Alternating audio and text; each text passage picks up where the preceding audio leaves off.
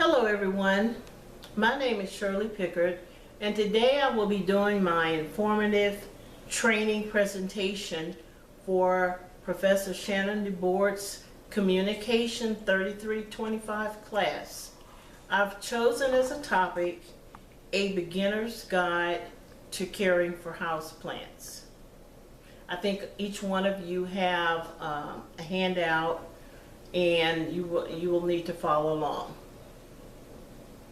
I have many passions, one of which is caring for houseplants. Often I run across people who admit to being plant killers. And then you have the other group of people who have a natural talent for raising and caring for houseplants. Merriam-Webster defines these people with the natural talent as green thumbs. So, by a show of hands, how many do we have in the room today who have green thumbs?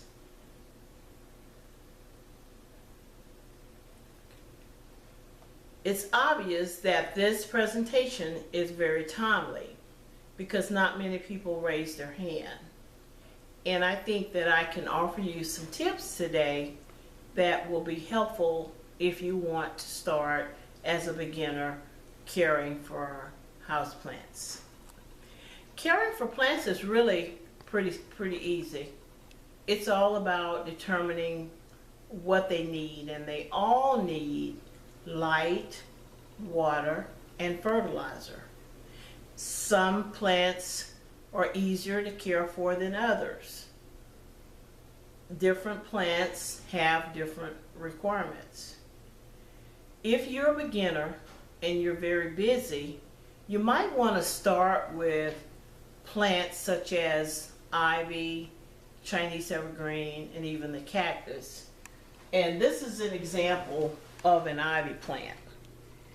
There are lots of ivies. There's a family of ivies, and they actually, we've got the English ivy, all kinds of ivies that run in this family, but they're all pretty easy to care for because they love water. Then we have the Chinese evergreen, which has been a little bit neglected by me, but for the most part, it's very easy to care for. If you choose one of the plants that I've named, they're all pretty durable and can withstand varying household temperatures and water neglect.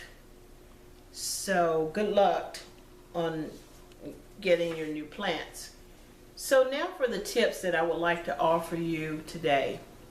The first tip is to buy good quality plants to begin with. Have you heard the saying, you get what you pay for? And the same is true with buying plants. Sometimes you see plants on sale and you're like, oh, that's a really good deal. But a lot of times, they're on sale because they've already kind of gotten to where they're dying or so the whole moral of this story is to inspect the plant carefully before you buy it. Try to pick the healthiest of the choices that you may have available. Get the one with the green leaves, just as I've shown you today with the ivy plant. Here's another plant that is really green, and it indicates that it's a healthy plant when you see the greenery. The next thing is to find a good spot in your home for the plant, because light is really important, and I always recommend that you find a spot close to a window with a blind. That way you can regulate how much light the plant gets and that sort of thing. You don't want to give it too much light if it doesn't like light, and you don't want to give it too little so that means that you have to always be aware of what the light requirements for your plant. But most of all, keep it away from extreme heat or cold.